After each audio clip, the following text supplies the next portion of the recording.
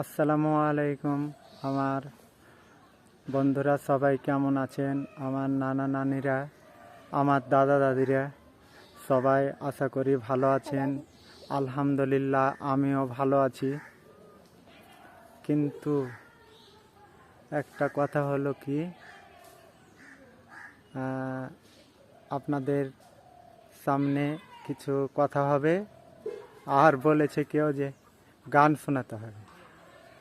তো গান আমার কাছে হারমোনিয়াম নেই, আমার কাছে কোনো ক্যাসিও নাই, আমার কাছে গিটার নাই, তো আমি কিভাবে গান গাইব? ওই জন্য আমি একটু হাসছি। তো ঠিক আছে, একটা গান গাইব। গানটা বলা যাক, শুনবেন তো বন্ধুরা?